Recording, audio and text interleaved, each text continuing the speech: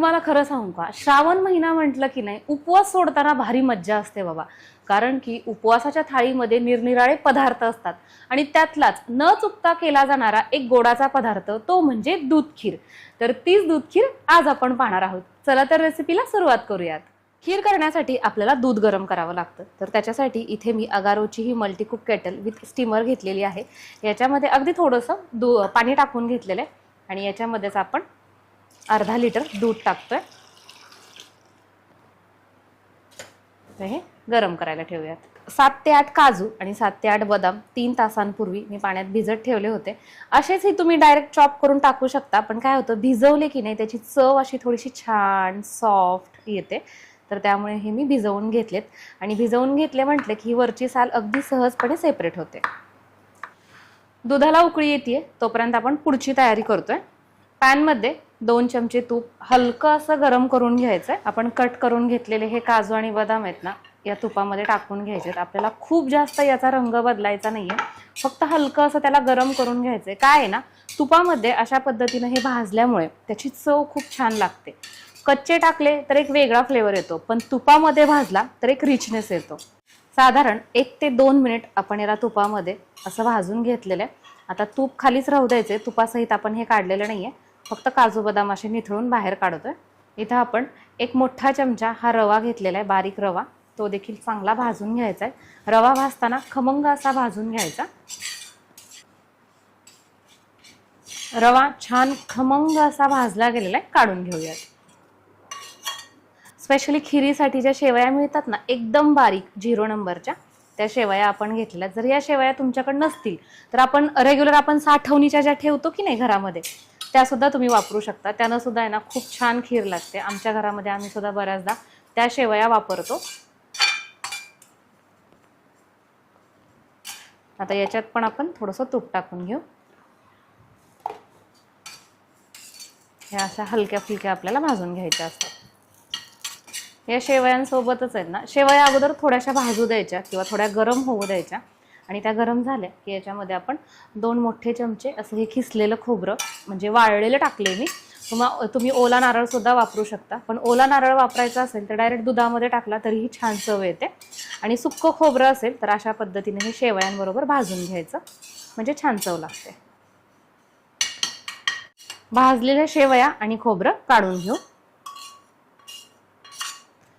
दूध याच्यामध्ये आपण गरम करायला ठेवलं ना तरी सुद्धा याला आपल्याला मधनं असं ढवळत राहायचंय, म्हणजे हे खाली चिटकून वगैरे बसणार नाही.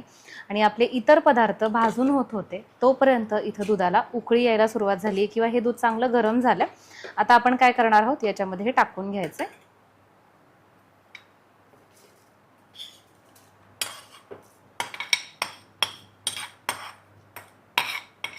आणि या सगळ्यासोबतच इथे आहे ना ही ओली खजूर आहे, याच्या बिया काढून ही अशा पद्धतीची एकदम सॉफ्ट आहे. आणि जर हार्ड असेल ना तर मग तुपात भाजायची, पण ही अर्थातच मऊ आहे त्यामुळे मी ह्याला भाजलेलं नाहीये, कारण की भाजलं की मग हे सगळं असं मेल्ट होतं. त्यामुळे अशीच टाकलेली आहे. हलवून घेऊयात.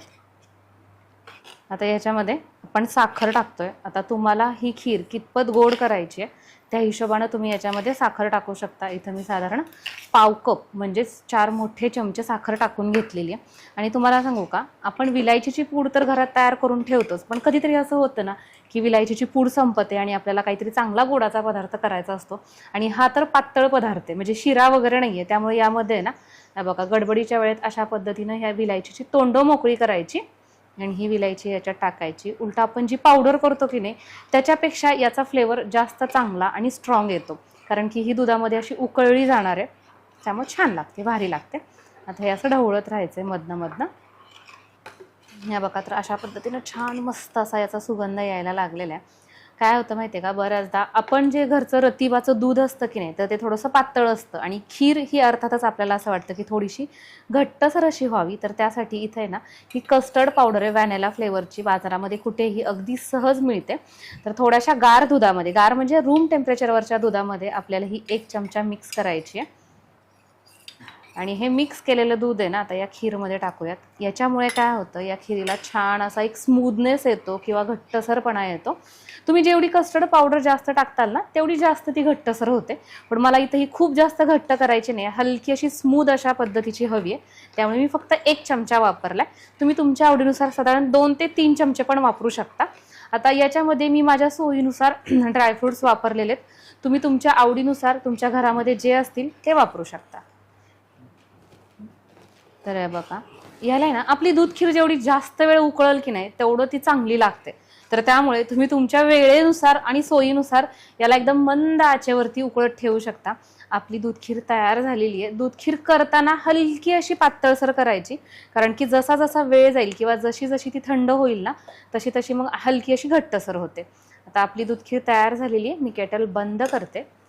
तुम्हाला सुद्धा जर आहे ना माझ्याप्रमाणे अगारोची ही मल्टीकुक केटल विथ स्टीमर हवं असेल तर याची लिंक डिस्क्रिप्शन बॉक्समध्ये आहे, चेक करू शकता. मला माहिती आहे दूध खीर म्हणजे काय हो, अगदी बेसिक रेसिपी आहे याची, सगळ्याच बायकांना करता येते, पण तरीही प्रत्येकाची करण्याची पद्धत वेगळी असते. माझी पद्धत मी तुमच्याबरोबर शेअर केली. तुम्ही कशा पद्धतीनं करता हे मला कमेंट बॉक्समध्ये कळवा. परत भेटूयात अशाच काहीशा छान छान नवनवीन आणि पारंपरिक रेसिपी सहित. तोपर्यंत बाय.